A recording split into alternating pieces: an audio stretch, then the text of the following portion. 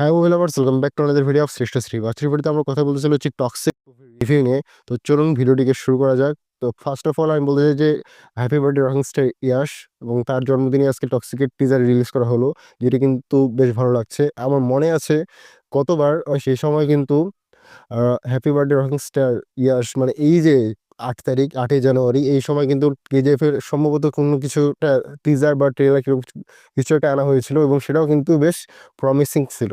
তো প্রথম কথা, টিজারটা দেখে খুব শর্ট একটা টিজার, তার মধ্যে ভালো মন্দ নিয়ে তেমন কিছু আলোচনা করবো না, তবে যতটুকু দেখা যাচ্ছে তার মধ্যে কিন্তু বেশ বড় একটা বাজেট কিন্তু আমরা লক্ষ্য করতে চলেছি।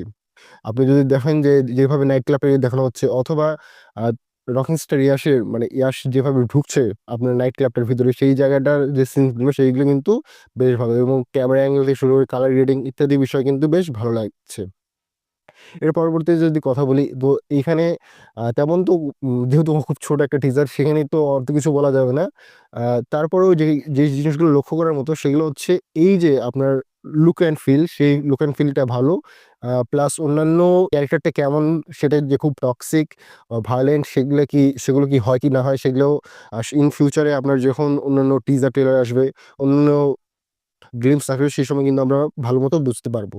তো এখন কথা বলি এই মুভির ডিরেক্টরকে নিয়ে একটু, কারণ অ্যাজ এ আপনি জানেন যে গীতি মোহন দাস কিন্তু ওই রকম মেইন স্ট্রিম সিনেমা আগে করেনি, এবং তার হাতে কোনো কয়েকটা সিনেমায় তিনি করেছিলেন। এবং এইবার রকিংস্টার ইয়াশ এত বড় একজন স্টার, কারণ কেজিএফ চ্যাপ্টার 2 পর তার জনপ্রিয়তা অনেক বেশি, এবং তার যে ক্রেজ সেটা কিন্তু অন্য লেভেলের, এবং চ্যাপ্টার 2 এর পর এটা তার পরবর্তী সিনেমা হতে চলেছে। এবং এই গত কয়েক বছরে কিন্তু তিনি নতুন কোনো সিনেমার সাথে চুক্তিবদ্ধ হয়নি। তো এটা একটা দেখার মতো বিষয় হবে যে তার এই যে ডেডিকেশন, ফিল্মের প্রতি একটা ডেডিকেশন, তার টক্সিক মুভিটার প্রতি যে একটা ডেডিকেশন, সেটা কতটুকু কার্যকর হয়, মুভিটা হিট করে কি আরো ব্লকবাস্টার হয়, যদি আরো ব্লকবাস্টার বা হিটের তালিকায় যদি এই টক্সিক মুভিটাও চলে যায়, কারণ এই মুভির বাজেট কিন্তু প্রায় 450 কোটি টাকার উপরে।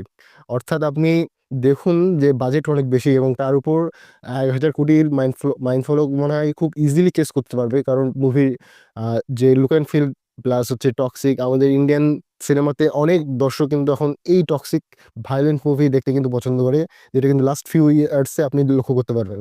তো এখন দেখার বিষয় যে মুভিটি হিট হয় কি ফ্লপ হয়। প্লাস আরেকটা কিছু বিষয় বিষয় হচ্ছে গীতু মোহন দাসের ডিরেকশন কেমন হয়, সেটাও কিন্তু একটা দেখার বিষয় হবে, এবং তিনি অ্যাজ এ ফিমেল ডিরেক্টর কেমন কাজ করেছেন সেটাও কিন্তু দেখার বিষয়। কারণ এর আগে তাকে এইরকম মেইন স্ট্রিম সিনেমাতে কিন্তু ডিরেক্ট করতে দেখা হয়নি।